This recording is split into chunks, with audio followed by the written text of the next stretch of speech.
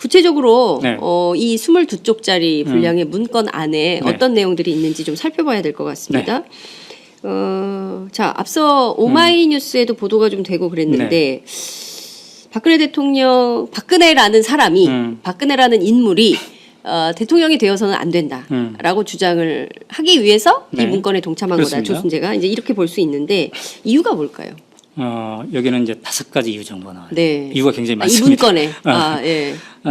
이게 1쪽부터 22쪽까지 있는데 네. 중간중간에 왜 내가 박근혜를 반대하는가, 그래서 왜 이 녹취록을 작성하는가가 나오는데 그걸 전체로 쭉 취합해가지고 재정리를 해봤더니 한 5가지 정도의 이유가 나오는. 첫 번째로는 박근혜가 스스로 판단할 능력이 없다는 거예요.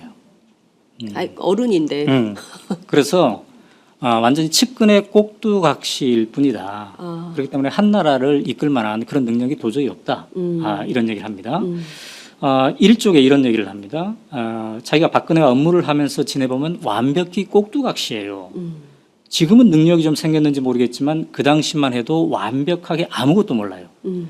아무것도 능력 없는 것이 뭘 하겠다고 설치해야 되는지 이렇게 이제 시작을 하는 거예요. 예. 그다음에 이 완벽하게 꼭두각시라는 표현이 3차례에 걸쳐서, 그러니까 이쪽에도 나오고 20쪽에도 이렇게 나옵니다. 100% 꼭두각시였습니다. 이런 표현이 나와요. 네. 그리고 나한테 뭔가를 물어보면 이렇게 쏙닥거려주면 그게 한자도 틀림없이 그대로 말을 하게 된다. 이런 표현도 나오고요. 한나라당 당대표 한다고 설칠 적에 누구하고 만나서 무슨 얘기 어떻게 할지 거꾸로 나에게 다 물어볼 판이었다. 이런 얘기를 하는 거예요. 그러니까 박근혜 대통령이 한나라당 대표를 할 때 오히려 조순재한테 물어보고 네, 뭔 말을 어떻게 해야 되느냐. 무슨 말 해야 되나 물어보고 검사받고 네. 그 얘기를 했다 이거예요. 요즘 특검 조사에서 이른바 정호성 파일에 네, 보면 네. 최순실 씨가 네. 박근혜 대통령이 수석 비서관에 의해서 뭔 얘기를 어떻게 할지를 그렇죠. 지시하는, 예. 제시하는 그렇습니다. 이런 게 예. 나오면 또 그대로 얘기되고. 예. 근데 그게 놀랍게도 예. 최순실한테만 그런 게 아니라는 거잖아요. 조순재와 박근혜 시대 이게 1980년대 초반, 네. 중반 이런 시대이지 않습니까? 네. 더 멀리 올라가면은 70년대 네. 후반 시대이고 예. 그러니까 그때부터 이런 상태였다라는 거죠. 네. 그리고 두 번째는 어떻게 있습니까? 두 번째는 이제 이 박근혜라는 인물 자체가 너무 미스테리하다는 거예요. 자기가 측근으로 그렇게 오랫동안 모시긴 했지만 네. 한마디로 너무너무나 인생살이가 미스테리해서 이런 사람이 대통령이 되면 나라 자체를 미스테리로 끌고 갈 것이다. 이런 표현이 나옵니다. 자, 19쪽에는 이런 표현이 나와요. 네. 그게 참 묘하다. 이해 안 가는 인생살이가 많다. 박근혜는 이해 안 가는 스토리가 너무 많은 거야. 그러니까 이게 나라를 맡으면 어떻게 되겠어? 진짜 미스터리로 끌고 가는 거야. 이런 얘기를 그 말은 맞네요. 하는 거죠. 맞아요. 그러니까 이 조순재 녹취록 읽어보면 예. 섬찟해요. 예, 이게 녹취록의 19쪽에 예. 거론이 되어 있습니다. 그다음에 세 번째로는 네. 박근혜가 어떤 부정한 일을 지시해놓고 그것이 잘못되면 책임을 전가한다는 거예요. 그것도 요즘 우리가 좀 보고 있잖아요. 보고 있는 모습이잖아요. 네. 근데 그때부터 그랬다고 이 조순재 씨는 얘기를 하는 겁니다. 그러면서 그 한 사례를 영남대 사례를 들고 있는데 영남대가 아시다시피 이제 부정 입학, 네. 그다음에 재산의 편법 관리 맞아요. 이런 게 많이 있지 않았습니까? 이것을 사실상 지시를 한 상태였는데 그거를 다 총장이 시키는 일만 했는데 그거를 나중에는 나는 모른다는 식으로 총장한테 다 뒤집어 네. 씌워가지고 이게 이쪽에 걸쳐서 네. 이게 쭉 정리가 되고 있습니다. 그다음에 이제 네 번째로는 박근혜 대통령이 되면 이 나라가 비극의 나라가 될 것이다라고 이 사람은 확신을 하고 있습니다. 그래서 당시에 이제 이명박 후보랑 같이 이렇게 경쟁하지 않았습니까? 맞아요. 예. 그래서 이 사람은 박근혜는 절대 안 되니까 차라리 이명박이 되었으면 좋겠다. 이런 얘기를 녹취록 곳곳에서 예. 남기고 있는데요. 자, 16쪽을 보면 이런 표현이 나와요. MB, 그러니까 이명박이죠. MB가 되어야 한다는 것이 내 국가가 아니다. 나라 안 잃으려고 하는 소리야. 그러니까 박근혜가 되면 나라를 잃는다는 소리죠. 그래서 우선 나는 그러니까 박근혜죠. 저거는 안 되겠다 이거야. 이런 표현이 나오는 거죠. 그다음에 MB를 제껴놓고 만약에 박근혜 대통령이 되면은 한 방에 가버린다. 이런 표현이 나옵니다. 그러면 참 비극의 나라가 된다. 그러니까 너무 약점이 많기 때문에 네. 한 방에 갈 수 있다는 얘기예요. 그래서 이제 이 녹취록을 작성한 5번째 이유가 이어집니다. 네. 그 5번째 이유는 뭐냐면 네. 당시 이명박과 박근혜는 한나라당 후보이지 않았습니까? 예, 예. 근데 이제 상대 예. 본선에서는 누구랑 겨누는 거예요? 민주당이죠. 예. 그래서 당시 정동영이었죠. 예, 예. 이 조순재 씨는 정동영 측에서 즉 민주당 측에서 예. 민주당의 대선을 관리하는 사람들 측에서 이 박근혜 문제가 잔뜩 담긴 이른바 박근혜 파일을 갖고 있을 것이다. 박근혜의 과거를 알고 있을 것이다. 예. 박근혜가 얼마나 형편없는 사람이었고 예. 거기에 얼마나 검은 그림자가 많이 들어오져 있는지를 정동영 측에서 다 알고 있을 것이다. 그렇기 때문에 후보가 박근혜가 되면 한 방에 훅 가버릴 수 있다는 거예요. 그거를 우려해서 네. 절대로 한나라당 후보가 되지 않아야 된다라고 생각하는 거죠. 그렇군요. 네. 그것이 이제 3쪽에 소술되어 있는데요. 네. 그렇게 되면 본 게임에 가서 불어버리면 게임이 안 된다. 바로 끝나버린다. 이거 제대로 가지고 있다면 폭발력이 대단한 거다. 이렇게 얘기를 하고 있습니다. 근데 그렇게 추측할 수 있었던 게 이 사람들이 이제 그 10년 동안 민주정부가 운영이 됐었기 때문에 네. 김대중 노무현 그렇기 때문에 박근혜 관련해 가지고 상당한 자료를 갖고 있을 것이다라고 본 그렇죠. 거죠. 네. 그런데 결과는 이제 MB가 됐기 때문에 네. 저쪽에서도 특별한 공격이 없었던 거 아닌가 이런 생각이 좀 들기도 하는데 사실 이제 이런 녹취록에도 불구하고 네. 2007년에 그 한나라당의 후보 검증 과정에서 네. 박근혜 후보에 대한 검증이 수박 겉핥기 맞아요. 식으로 가버렸어요. 근데 박근혜 후보는 여기에 대해서 이제 부인을 합니다. 특별한 관계가 아니었다. 네, 최태민과의 맞아요. 관계에서. 예. 그다음에 뭐 재산 부정 측정한 거 없다. 이렇게 부인을 하죠. 예. 그러나 거기에 한 걸음 더 나가지 못했던 겁니다. 예. 왜 그랬을까요? 예. 그때 당시에 이제 한나라당 관계자들 얘기 들어보면 MB 그러니까 이명박 자체가 약점을 가지고 있었던 거예요. 여러 가지 문제에 대해서 특히 MB도. 개인 사생활 뭐 에리카 김 얘기가 많이 예, 나오지 맞아요, 않았습니까? 맞아요. 예.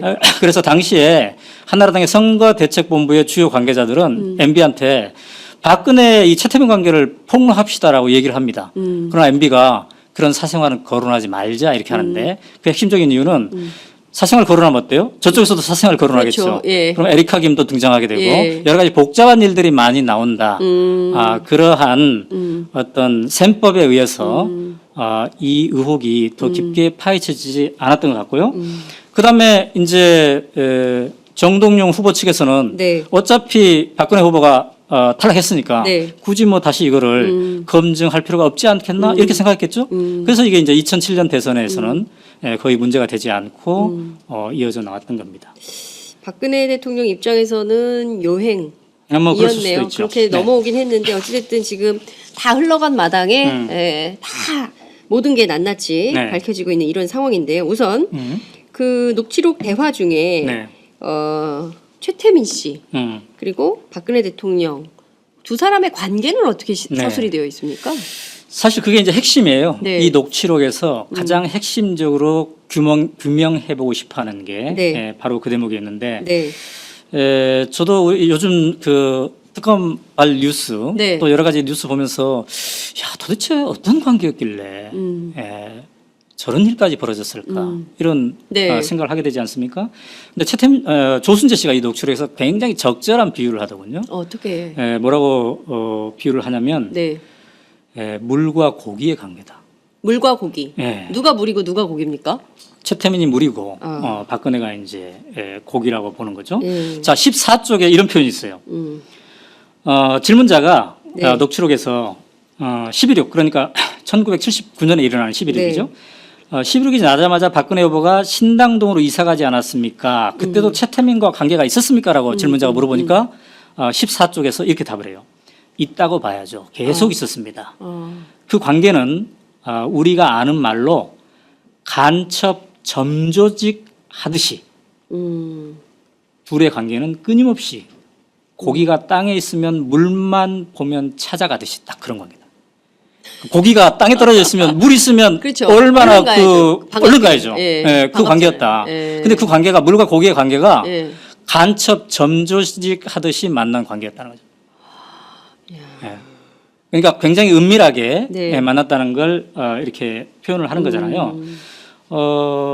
그러니까 신당동에서도 만났지만 네. 조순재 씨는 이제 최태민 씨의 집, 당시 그게 역삼동에 있었다고 네, 하네요. 네. 예. 단층 기와집이었다고 합니다. 예, 예. 예, 이쪽도 찾아왔다고 합니다. 박근혜 씨가. 이제 이거는 14쪽에 네. 예, 있습니다. 아마 정두원 의원은 전 의원은 이걸 가지고 19금 뭐 이렇게 얘기했던 것 같은데 네. 예, 제가 봤을 때는 뭐 한편으로는 그렇게 생각할 수도 있지만 그러나 두 사람이 얼마나 긴밀한 관계였나, 정말 물과 고기의 관계였나 이걸 이제 보여주는 것 같아요. 자, 찾아오게 되면은 은밀하게 만나야 될 거 아니겠습니까? 네, 네. 그래서 사람들 다 피하게 하고 눈에 안 띄게 하고 온다는 연락이 오면 다 피하고 집 안에 있는 예, 사람들. 눈에 띄면 거부가. 왜냐하면 그 최태민 집에 식구들이 많았잖아요. 예. 최순실도 있었고 최순득도 있었고 최순영도 있었고 예. 많았어요. 최순실도 있고. 예, 그러니까 그래서 자기도 나도 마당에 있다가 집 뒤로 피해줬다. 박근혜가 온다고 하면. 예. 조순재도. 예. 그러면 박근혜가 방에 쏙 들어가고 예. 어느 방이요? 거기에 이제 그래서 이제 바로 그 방 얘기를 또 합니다. 어느 방? 이게 이제 14쪽에 이게 있는 건데 예. 이 14쪽이 바로 이제 이쪽인데요. 예. 여기에 이제 방과 관련된 얘기? 방과 관련된 그 골방에 대한 얘기가 예. 그게 한두 평 정도 되는 예. 방이었다고 이렇게 얘기하는데 예. 자, 조순재 씨는 말이죠. 그 골방에서 네. 박근혜 최태민 씨가 단둘이 3시간이나 4시간 정도 있었다고 합니다. 자, 14쪽에 구체적으로 이런 표현이 나와요. 네. 3시간, 4시간 안 나오고 둘이 있는데 그 골방이 요만한 거야 이런 표현을 해요. 이 방이 좀 좁고 길다. 한두 평 정도 되는. 둘이 들어갔다 하면 3시간, 4시간 있는데 밥은 먹어야 되죠. 밥은 문간에 갖다 놓으면 영감이 들고 들어가서 자기네들끼리 먹고 이렇게 영감은 최태민 씨를 얘기하는 거죠. 예. 예. 그러니까 그렇게 긴밀한 관계였는데 그러면 과연 몇 번이나 왔을까라고 예. 질문자가 물어봤더니 네. 한 달에 몇 번이나 왔습니까? 그랬더니 자주 왔다. 이런 표현을 이렇게 하더군요. 네. 근데 그 회의를 했을까요? 뭐 심층 토론을 할 수도 있죠. 네, 심층 우리 토론을. 옛날에 시국 걱정하면서 네. 카페에서 예. 특히 그때는 수배당할 우리가 있었기 때문에 예. 80년대 초반 예, 전두환 예, 정권에 예. 아주 은밀한 골방에서 예. 서너 명이 토론하고 그런 적도 있었죠. 예, 그렇군요. 근데 이제 일부에서는 박관천 경정이 네. 그 얘기한 거 보면 이게 남녀 관계를 보고서 암시한 그런 네. 대목도 있지 않겠습니까? 네, 네. 근데 이제 두 사람의 나이는 네. 거의 40살 차이가 나거든요. 그렇군요. 그렇기 때문에 네. 그렇게까지 생각할 필요가 있을까 하는 생각이 드는데. 근데 궁금한 것이요. 네. 뭐 시국 토론을 했을 리는 없고 굉장히 자주 간첩 점조직 하듯이 와가지고 최태민을 만났다는 거잖아요. 네. 제 생각에는 그 부인도 있고, 네. 그죠? 그 임선희 씨 부인이 있잖아요. 5번째 부인이긴 하지만 맞습니다. 부인도 있고, 그리고 애들도 있고. 그런데 밥은 또 누가 날라다 줬을 거 아니에요? 네. 그러면 이게 좀 그 정상적인 가정에서는 맞아요. 이렇게 할 수가 없잖아요. 그래서 어떤 이제 아줌마가 자꾸 오는 거잖아요. 그래서 이 14쪽에서 네. 그 질문자가 얘기를 합니다. 네. 그 식구들이 많이 있을 텐데. 네. 그 부담을 느끼지 않았을까 네. 이런 얘기를 했는데 네. 조순재 씨는 이 녹취록에서 어떤 표현을 쓰냐면 감수했다 이런 표현이 나와요. 감수? 뭘 감수? 그런 장면을 감수했다, 감내했다. 왜냐하면 네. 표현이 이제 엄청난 대통령의 딸이다 이런 표현이 나오고 그다음에 엄청난 본에 감수하는 거지 이런 얘기를 합니다. 그러니까 조순재 씨는 최태민이 박정희 대통령이 남긴 돈, 그래서 박근혜의 소유가 되었을 법한 그 뭉치돈, 이거를 관리하는 역할을 바로 최태민이 했기 때문에 그리고 그 덕분에 이 집안이 굉장히 찢어지게 가난했다고 하지 않습니까? 이 녹취록도 나와요. 얼마나 가난했는지. 굉장히 가난했대요. 근데 이런 사람들이 엄청난 돈을 가지고 이게 혜택을 누렸기 때문에 이 두 사람의 특별한 관계를 보고 식구들이 아내는 아내대로 식구들이 여러 가지 불편하고 쑥덕거렸지만 감내할 수밖에 없었다. 감수라는 표현이 나옵니다. 감수할 수밖에 없었다. 이런 표현이 나오는 거죠. 그러니까 이 둘의 특별한 관계가 골방에서 서너 시간 같이 있을 관계잖아요. 시국 토론을 했는지 어떤 종교적인 어떤 행위를 했는지 또 다른 행위를 했는지를 모르겠으나 근데 이것이 단순히 이런 밀접한 관계만 국한되지 않고 돈까지도 관리하는 그 관계로 이어진다는 거죠. 정두원 전 의원이 그 팟짱에 출연을 해서 했던 얘기의 핵심은 그 유경수 여사 사후에 그 최태민 씨가 박근혜 대통령에게 접근을 해서 그 꿈에 나왔다 유경수 여사가 뭐 이러면서 접근을 해가지고 실질적으로 박정희 전 대통령 사후에 그러니까 이제 그 이를테면 그 집무실에 있었던 돈 이외에 박정희 전 대통령의 이른바 통치자금 뭐 이런 것까지 다 포함해서 누가 문을 열어줬겠냐. 그러니까 청와대에서 문 열어서 그 돈을 가져갈 수 있게 한 사람은 박근혜 대통령이다. 이런 얘기를 했거든요. 그러니까 최태민 씨 일가가 아주 오래전부터 이른바 박정희 전 대통령의 통치자금 플러스 알파 그러니까 박근혜 대통령을 통해서 그런 걸 다 관리했다. 이런 주장을 했습니다. 그 문건에도 그런 내용이 나옵니까? 네. 일단 그때 이제 그 구국 봉사단 혹은 구국 선교단, 한마음 봉사단 이게 다 같은 이름이에요. 시기별로 이름을 이제 바꿔가는데 이때부터 조순재 씨는 이 녹취록에서 돈천지였다고 그래요. 돈천지. 집안이. 감당해낼 수 없는 돈천지였다. 18쪽에 이런 표현이 나오네요. 그땐 돈천지지. 돈 많았어. 우리나라 재벌들이 다 냈어요. 그러니까 요새 그 미르재단, K스포츠재단 뭐 이런 것에 재벌들이 혼납하는 객출해서 내는 그런 거랑 똑같은 장면이 그때도 있었던 거예요. 그러니까 그때는 구국봉사단의 이름으로 돈을 낸 거고 재벌들이. 그때 당시에 이제 박근혜는 총재, 그다음에 최태민은 비선실세. 뒤에서 이렇게 하면서 실질적으로 다 조종하는. 자, 그래서 질문자가 이렇게 얘기합니다. 18쪽에서 구국 선교단 돈 관리는 누가 했습니까? 조순재의 답은 돈은 철저히 최가 다 관리했습니다. 최태민. 근혜가 그렇게 시키고 절대로 누구 맡기지 말라고 했다. 근혜가. 다른 사람. 절대 누구 맡기지 말고. 조순재 씨는 그 파일에서 박근혜 대통령을 근혜라고 표현합니다. 근혜. 그래서 이제 정말 박근혜는 왜 최태민에게 이렇게 돈 관리까지 맡겼을까? 그래서 질문자가 이게 정말 이해가 안 된다. 이러니까 최태민은 7쪽에서 자기도 불가사의다. 정말 불가사의한 점이 많다. 이렇게 얘기하면서 나름대로 분석을 8쪽에서 합니다. 첫째, 박근혜가 누구한테 믿고 할 데가 없었다. 그다음에 JP하고도 등졌잖아요. 그럽니다. JP는 김종필을 얘기하는 겁니다. 전 국무총리였고 사촌 형부가 되는 거죠. 박근혜에게는. 그리고 당황하기도 하고 돈이 많으니까 당황하겠죠.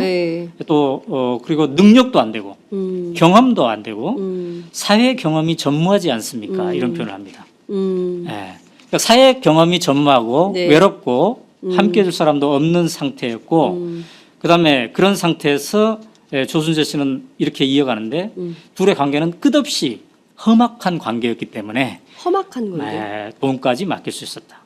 그러니까 이제 이런 표현이 나와요. 우리 속된 말로 뭐 끝없이 험악한 둘의 관계이다 보니까 돈이 몽창 굴러왔다고 봐야지. 그건 관리 차원도 있고 복합적인 여러 요인이 있겠지. 이런 표현합니다. 그러니까 미스테리한 관계를 험악한 관계라고 얘기한 그런 거라고 볼 수가 있겠습니다. 자, 그래서 이렇게 하니까 이제 질문자가 묻습니다. 참 묘하다. 어떻게 돈까지 만나냐. 어떻게 그렇게 마음을 한꺼번에 살 수 있었을까. 그래서 질문자가 이렇게 물어요. 최태민은 참 대단한 사람이었습니까? 정말 우리도 놀라운 능력이 있는. 우리도 궁금하죠. 여기에 대해서 조순재 씨의 답이 참 재밌어요. 17쪽인데 대단하죠. 여자에 대해서는 이런 표현이 나옵니다. 그러니까 그 여자들의 마음을 사로잡는 그 점에 대해서 굉장히 대단하다. 이런 표현을 이제 하는 건데요. 근데 이제 이 대목과 관련해서 사실 그 김재규의 중앙정보부가 요즘으로 따지면 중앙정보부는 이제 국정원이라고 볼 수 있죠. 국가정보원이죠. 국가정보원. 김재규의 중앙정보부가 당시에 최태민과 박근혜의 관계 문제점을 인지하고 1979년에 그러니까 12.6 사건이 나기 직전에 본격 조사를 합니다. 그래서 보고서를 작성하는데 바로 그 보고서가 이제 이 보고서예요. 그 중정 문건입니까? 네, 이거는 이제 중앙정보부의 문건이에요. 이것도 약 이제 20여 페이지가 되는 이런 문건인데요. 여기는 이제 최태민이 누구인가에서부터 시작돼 가지고 각종 비리 사항들 그리고 여자 관계들 최태민의 여자 관계 이것도 이제 나오는데 조순재 씨가 여자에 대해서는 참 대단하지 않았습니까? 이렇게 얘기하잖아요. 근데 그 대목을 암시할 수 있는 해석이 될 수 있는 그게 이제 여기에 나와요. 어떻게 나와 있습니까? 거기. 근데 제가 이제 말로 옮기기에는 너무 민망해요. 참 민망한 그런 것들이 많은데 오늘은 조순재 녹취록에 대해서 얘기하기로 했기 때문에 이건 나중에 따로 또 한번 해볼 수가 별도로, 있는데 제가 보니까 이 녹취록이 작성된 시점에서 최태민 씨는 66세였어요. 그 시점 그 시점에 66세. 1979년 당시에 66세. 근데 여기에 이제 거론되는 여성이 12명이 거론됩니다.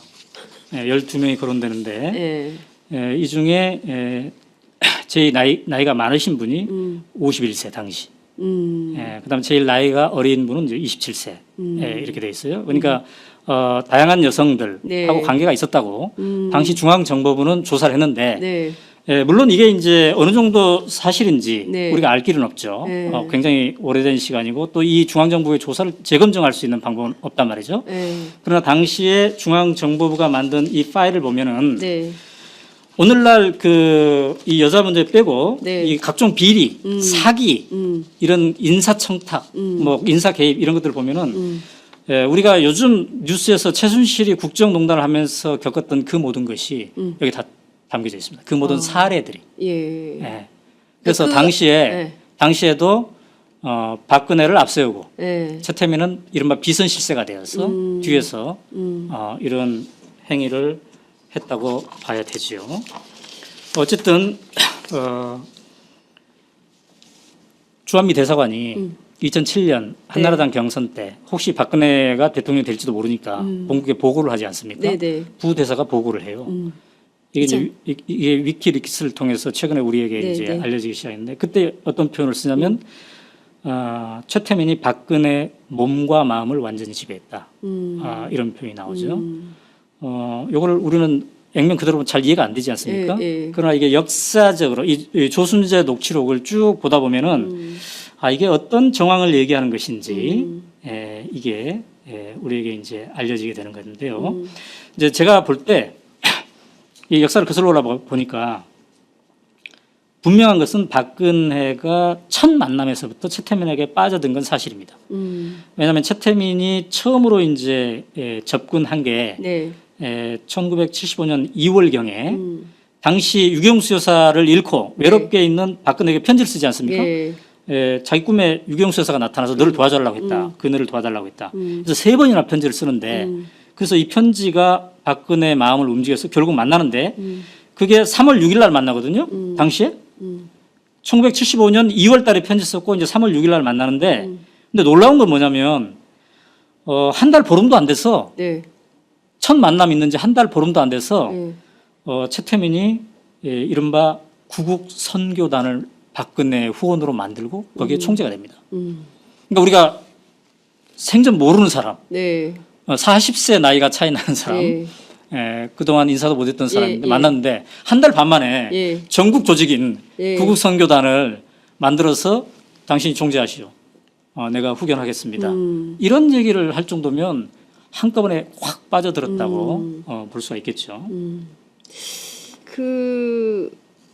모르겠어요. 일반 상식으로는 자, 그리고 또 하나 분명한 건 뭐냐면 이해할 수가 없어서 분명한 거는 조순재 씨도 그렇게 가까이 있었던 조순재 씨도 참 미스테리다. 왜 그럴까? 이런 얘기를 막 하잖아요. 네, 네.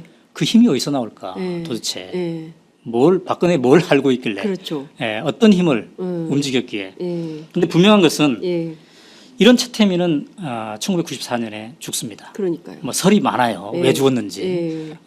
겉으로는 심장마비인데 뭐 또 다른 설, 뭐 타살설 여러 가지가 있습니다. 어쨌든 죽어요.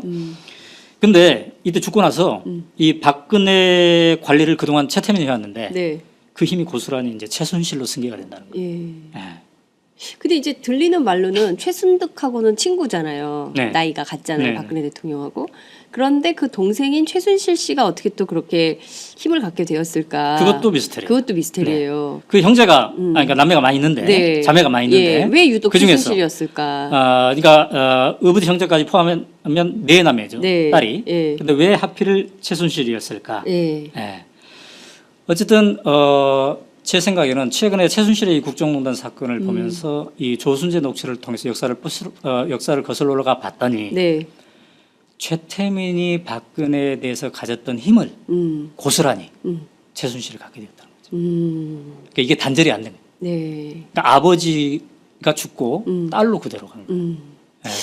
그래서 중앙정보부가 조사한 이게 네. 아마 우리 특검이 조사하는 거랑 굉장히 비슷할 거예요. 예. 그 유형들이. 제가 보기에는 지금 이제 1970년대 김재규가 네. 조사했던 그 파일이나 네. 지금 윤석열 검사가 하고 있는 파일이 네. 그 훗날 뒤에 그렇죠. 지금 뭐 30년, 40년 뒤에 또 우리 후대 검찰이 그땐 이런 일 있으면 안 되는데 여하튼 네. 나중에 역사가 네. 두 개의 문건을 놓고 비교하면서 어떤 차이가 있는지 공부하는 기회가 있지 않을까 싶습니다. 네.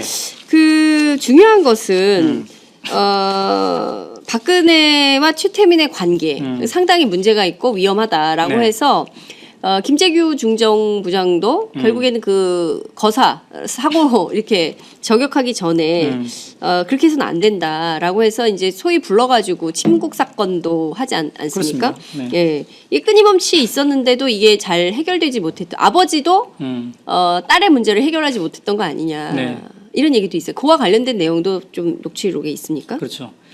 그러니까 이제 이 불가사의한 관계, 네. 물과 고기와 같은 관계, 음. 이게 이제 누가 보더라도 좀 비정상적이지 않습니까? 네. 그래서 이것에 대한 문제를 이제 다 안 거예요.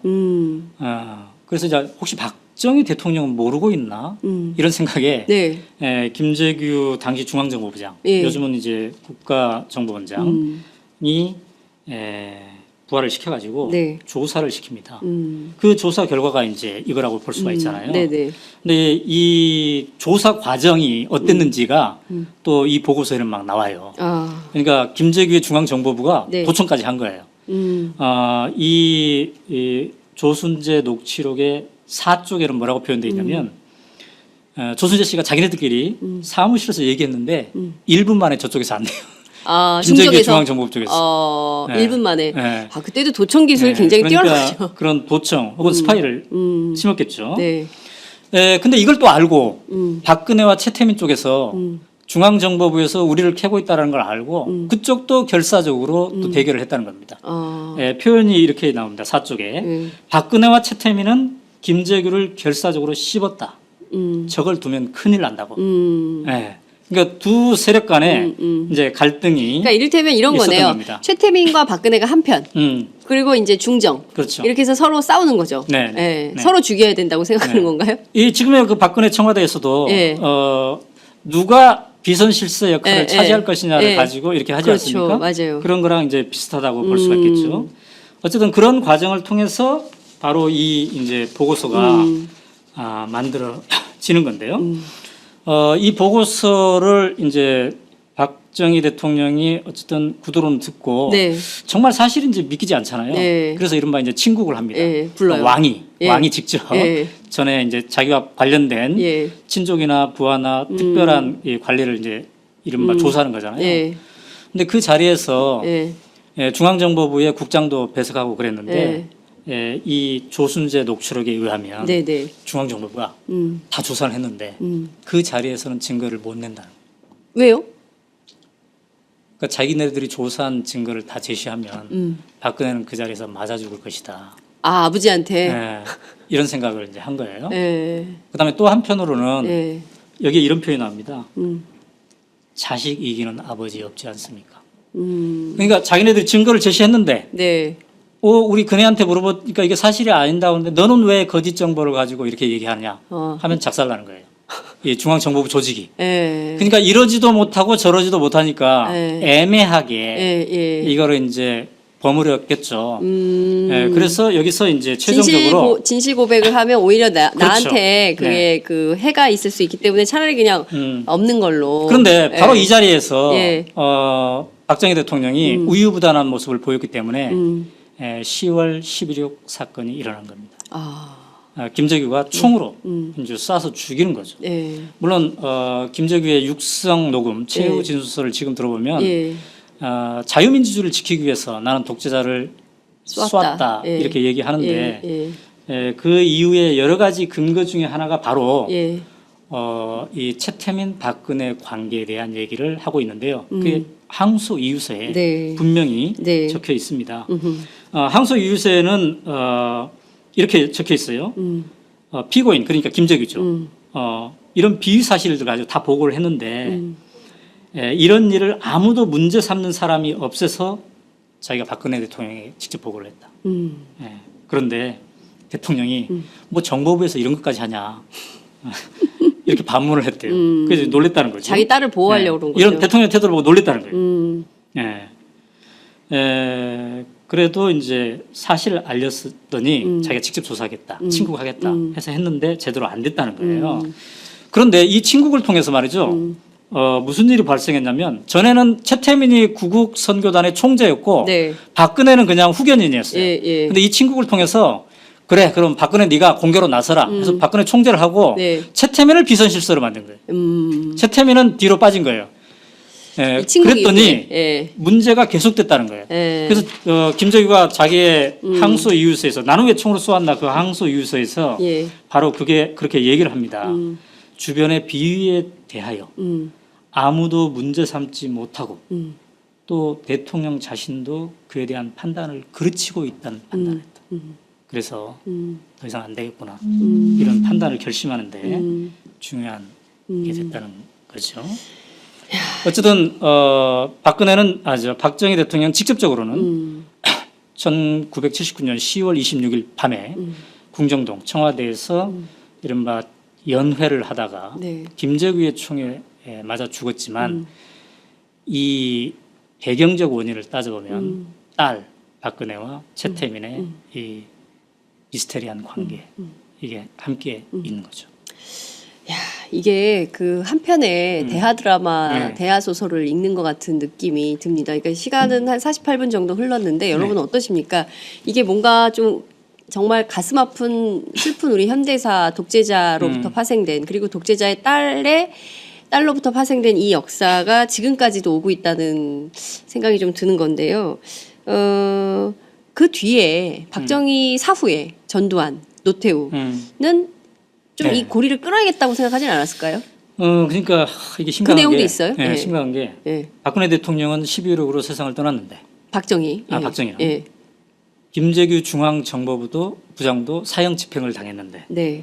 박근혜 최태민의 관계는 계속됐다는 거예요. 그렇게 문제 삼고 그렇게 단절하려고 했던. 근데 그 후에 이제 군사 쿠데타로 전두환이 대통령이 되지 않습니까? 그렇습니다. 한때 전두환은 집권 초기에 좀 분리시키려고 했어요. 최태민을. 그래서 전두환이 박근혜로부터. 예. 전두환이 그 최태민을 강원도 군부대로 보냅니다. 한두 달. 군부대? 네. 예. 그게 이제 13쪽에 나와요. 예. 박통 죽고 나서 전두환이가 군부대를 보내고 그랬는데 그러나 본격적으로 그네는 절대 건드리지 않았다. 신성시했다. 전두환이 그네는 그네를 절대 신성시했다. 건드리지 않았다. 예. 그 친구들이 재산 관계니 이런 거 조사한 거 없어요. 그때 조사를 했으면 많이 나왔을 텐데 이렇게 13쪽에 적고 있습니다. 그러니까 전두환의 입장에서는 최태민을 잠시 군부대에 한두 달 갖다 두면 좀 격리도 되고 그러면 또 이제 멀어지지 않을까 이런 생각을 했는데 그렇지 않았다는 거고요. 그다음에 전두환의 입장에서는 박정희 대통령 하면은 자기의 이제 군의 네. 선배이기도 하고 네. 굉장히 자기가 존경하는 이런 사람이었잖아요. 그의 딸 얼마나 또 이게 신성시했겠습니까? 그래서 함부로 대하지 못하는. 노태우 때도 마찬가지였죠. 아까 그 가계도 보여줬습니다만 이 네. 가계도는 잘 그렸는데 그 어떠한 후의 액션도 하지 않았던 거죠. 그렇기 때문에 우리가 아까도 얘기했지만 11.6 사건이 벌어져서 전두환 대통령이 돌아가신 다음에 청와대 금고에 약 6억 원에 달하는 돈이 있었다고 하지 않습니까? 네, 네. 이게 조순재 녹취록에도 이제 언급돼 있습니다. 그다음에 또 뭐 스위스 은행에 50억 네. 이런 얘기도 또 언급돼 있어요. 네.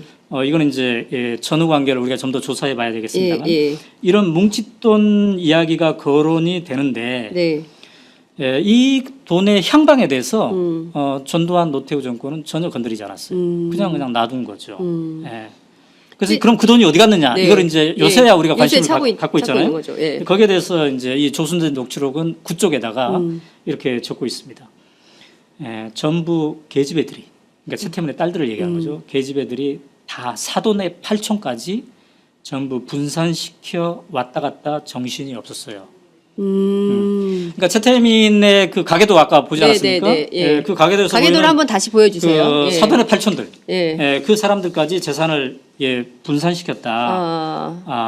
이런 얘기를 이렇게 굉장히 하는 복잡합니다. 거죠. 어떻게 보면은 그 롯데그룹의 지배 구조를 보는 것 같은 느낌이 좀 들기도 해요. 저 가계도에서 이제 결혼을 5번 하는데 지금 그 최순실 사건, 이 최순실은 이제 5번째 난 임선희 부인하고 난 관계고요. 이 우리가 얘기하는 지금 조순재 녹취록, 이거는 임선희와 엄마는 같지만 아빠는 다른 이 의붓아들 얘기를 지금 하고 있습니다. 그렇군요. 문제는 그 다음에 이제 YS, 그죠? 그리고 나서는 DJ, 네. 그리고 이제 노무현. 그렇죠. 그러니까 이른바 DJ와 노무현 민주정부 10년. 이때도 이 문제가 계속 이런 설들이 있었어요. 정치권 그렇죠. 안에 많았죠. 최태민이라는 사람이 있는데 근데 뭐 그건 뭐 약간 이게 성역처럼 이렇게 돼 있었는데 민주정부 10년간도 이 문제는 해소되지 않았던 거죠. 그러니까 오늘날 이렇게. 그래서 김재규가 이제 항소 이유서에서 이렇게 박근혜 최태민의 문제가 많은데 이거를 아무도 문제 삼지 못하고 있다 이런 얘기를 하지 않습니까? 네. 근데 이제 그 세월이 그 후에도 계속 된 거죠. 이제 누구는 알지 못해서 이 문제를 거론하지 못했겠죠. 또 누구는 믿기지 않았어. 네. 어느 정도 뭐 이렇게 대충 알지만 아유 과연 그렇겠어. 또 누구는 이제 두려웠어. 네. 또 누구는 이제 아이 그 뭐 다 지난 옛날 거 아니야. 요새 지금 할 일도 너무 많은데 그 옛날 거 파서 뭐 하겠어. 뭐 이런 생각들, 이런 생각들이 있었기 때문에 이게 지금까지 계속되어 온 것이다. 그래서 이 최태민, 박근혜의 불가사의한 관계가 이제 박근혜 최순실로 이어져 왔던 거죠. 네. 이게 지금 결국에는 이제 아버지가 했던 그런 수법들을 전부 최순실 씨가 쓴 건데 가르쳤을까요? 이렇게 글쎄요. 하라고? 뭐 그 엄마도 좀 미스테리. 임선희 씨가 사실은 그 선거를 돕잖아요. 자루에 돈을 담아가지고 구국 선교단, 구국 봉사단, 한마음 봉사단 이때부터 이제 최순실 씨가 등장을 하죠. 등장하죠. 이 녹취록에 뭐라고 표현되어 있냐면 처음에 그러니까 본인이 조순재가 직접 박근혜를 만나던 1975년 경에는 최순실은 너무 어렸다. 근데 이제 11.6이 나고 나서 어느 정도 머리가 커지고 이제 대화의 상대가 되기 시작했다. 이런 표현이 있습니다. 그러니까 그 아버지와 박근혜의 관계를 보면서 무엇이 박근혜를 움직일 수 있나? 이거를 완전히 몸으로 그리고 문화로서 이게 체득하지 않았나? 그리고 그 모든 것을 최순실이 가져가지 않았을까, 이어가지 않았을까 이런 생각을 이제 해보는 건데요. 이제 안타까운 것은 그 사이에 민주정권 10년이 있었다는 거죠. 네. 이런 문제들에 대해서 경각심을 가지고 할 수도 있었을 테인데 뭐 과거사 진상 규명 이런 것도 있지 않았습니까? 그런데 이 문제는 덮어져 왔었고 아마도 그런 부담감도 있었을 것 같아요.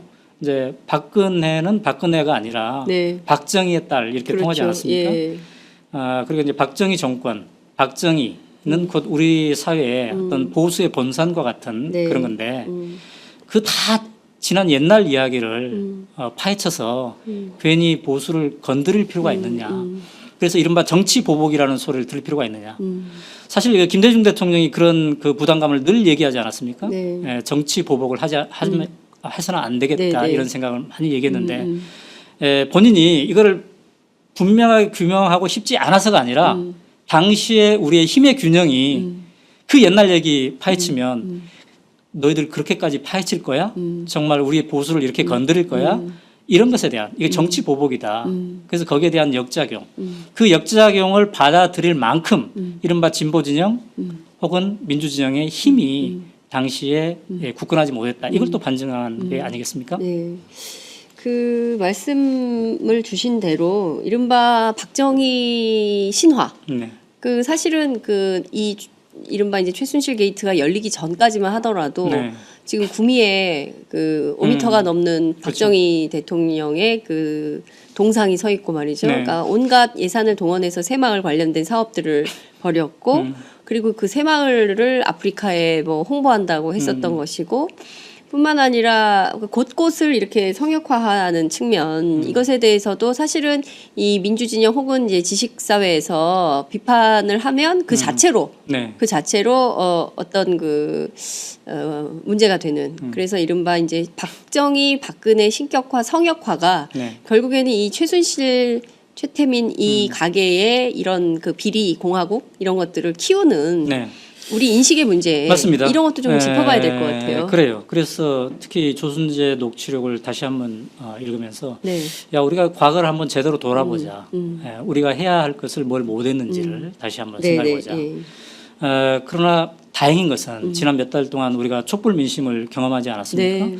사실은 이 지금 특검이 네. 최순실의 재산 그리고 최태민의 과거 재산 그리고 이것에 박근혜 대통령과의 연관성을 지금 네. 추적 조사하고 있지 않습니까? 예, 예. 근데 이 특검은 누가 만든 거예요? 이게 촛불 민심이 이끌어서 그렇습니다. 이 박영수 특검을 지금 만들지 않았습니까? 그러니까 굉장히 우리가 지금 역사적인 순간에 서 있는 것 같아요. 특히나 이 조순재 녹취록을 읽어보면 네. 읽으면 읽을수록 이 박영수 특검이 촛불 민심이 만들어놓은 박영수 특검이 얼마나 절실한 것인가. 네. 얼마나 수많은 그동안의 이 드라마를 거치고서 좌절 안 됐고 파헤치다 또 안 되고 또 안 되고 그러니까 김재규도 못하고 그래서 사형 집행 당하고 네. 박정희도 못하고 그래서 12.19 총살 맞아 죽고 네. 전두환도 못하고 노태우도 노태우도 못하고 못하고. 심지어 김대중 노무현 이 두 민주 정권도 못했던 것을 네. 이제서야 이 최순실의 국정농단의 충격을 받고 다시 한번 우리의 40년을 되돌아본 이 촛불 민심에 의해서 이 성남 민심에 의해서 드디어 이제 박영수 특검이 이 문제를 본격적으로 들여다보고 있는 이 국면이거든요. 그래서 이거는 굉장히 이 특검이 지금 역사적 사명을 띠고 있다. 네. 이렇게 볼 수가 있겠네요. 예. 제가 어제 그 특검 관계자를 좀 만났는데요. 네. 이런 역사적 사명, 소명 의식에 대해서 특검이 상당히 그 책무를 가지고 네. 내부 분위기가 고양돼 있다고 하더라고요. 그래서 새벽 3시 정도에 퇴근을 한대요. 특검 요새 네. 관계자들이 새벽 3시 정도에 퇴근을 하고 저녁 있는 삶이 없군요 지금. 그 새벽에 퇴근하는 사람들이 거죠. 그래서 거의 그 하여튼 뭐 그 특히 이제 그 박근혜 대통령이 특검 기간을 연장해 줄 리 만무하다라고 네. 판단을 하고 정말 하루를 이틀 사흘인 것처럼 네. 그렇게 한가하지 않게 일을 그렇습니다. 하고 있다. 그래서 모든 사안, 대한민국 지난 현대사에서 박정희, 박근혜 권력으로부터 제기된 수많은 문제들에 대해서 가급적 많이 들여다보려고 한다. 이런 얘기를 하더라고요. 네. 그래서 촛불이 좀 응원 촛불을 갈까요? 그랬더니 그런 건 됐다고 하더군요. 네, 네. 끝으로 이 조순재 파일을 쭉 취재하시면서 지금 이제 앞서 말씀을 좀 주셨지만 그 우리 국민들께서 조금 생각해봐야 되는 포인트, 네. 예, 시사점 이런 게 어떤 게 있을까요? 최근에 그 모든 언론들이 나서서 막 취재하고 있지 않습니까? 그리고 단독 보도들이 쏟아져 나오고 있는데요. 네, 그러한 보도들을 접하고 느끼고 새로운 사실을 알래 우리가 또 다시 한번 이것들을 체계적으로 조합해서 역사적 뿌리와 역사적 교훈을 되새기는 이렇게까지 했단 말이야. 이거 참 재미난 일이 벌어졌었네. 이게 아니라 네. 그동안 우리는 무엇을 해왔고 우리는 또 앞으로 무엇을 해갈 것인가. 네. 이걸 한번 진지하게 우리가 얘기해야 되지 않을까. 그래서 이제 오마이뉴스와 오마이TV가 오늘 조순재 녹취록을 얘기한 이유도 거기에 있어요. 네. 사실 뭐 이 언급 자체는 여러 언론에서 하지 않았습니까? 네. 근데 우리가 한번 체계적으로 분석해보고 이 역사적 뿌리를 점검해보고 우리가 무엇을 교훈으로 얻을 것인가. 물론 우리 언론도 반성을 해야죠. 네. 저부터 반성을 하고 하게 되더군요. 읽어보니까. 네. 이 많은 일들이 우리가 촛불 현장에서 만난 그 문성근 전 대표도 네, 네, 예. 그 얘기 했죠. 네, 그래서 제가 맞아요. 장윤선과 예. 하는 토크하는 거, 거 봤는데 그 현장에서 뭐라고 표현했더니 뭐 자괴감이 든다든가 그동안 우리가 이런 일이 벌어졌을 때 우리는 무엇을 했는가에 대한 그래서 우리 모두가 다시 한번 생각하고 또 이 역사로부터 교훈을 얻고 새롭게 시작하는 그래서 우리가 이게 나라냐라고 하는데 이제부터는 그래 이게 나라다라는 걸 제대로 한번 만들어가는데 각자의 역할을 해야 되지 않을까 이런 생각이 드네요. 요새 국민들 저희가 이제 취재를 좀 해보면 권력은 원래 추악한 거고 그리고 자기들끼리 그 정경유착해서 네. 돈을 나눠 갖는 건 너무 당연한 거다. 그래서 뭐가 바뀌겠냐 우리 민초들의 삶에 우리 민초들이 뭐 바뀌겠어 그런 기대하지 말아라 네. 라고 하는 이른바 기득권층의 반발이 곳곳에서 있다고 해요. 그러니까 뭐 수많은 모임 뭐 이런 게 있을 텐데 그런 모임에 가면 꼭 그런 얘기 하는 사람들이 한둘 있다는 네. 겁니다. 그러면 안 되겠죠. 그렇죠. 예, 네. 1, 2월 국회에서 개혁 입법들 많이 만들어서 이번에는 반드시 바뀐다. 그렇습니다. 적폐가 청산된다. 이 역사를 새로 써야 된다. 그리고 우리가 예. 주말에 촛불을 지금 10차 정도 네. 계속 이번 주 중계하면서 11차입니다. 예. 계속 중계하면서 늘 중심에 두었던 게 뭐냐면 정치권에 이걸 넘겨서는 안 된다. 이 시민의 힘이 네. 이 촛불 민심이 중심을 잡고 계속 이끌어 나가는 역할을 해야 된다. 이 얘기를 하지 않았습니까? 네네. 저는 우리가 길거리에서 그렇게 많이 얘기했는데 이 조순재 녹취록을 다시 읽어보니까 네. 바로 그게 무슨 얘기인지 아하. 다시 한번 그거를 네. 느끼게 되더군요. 네.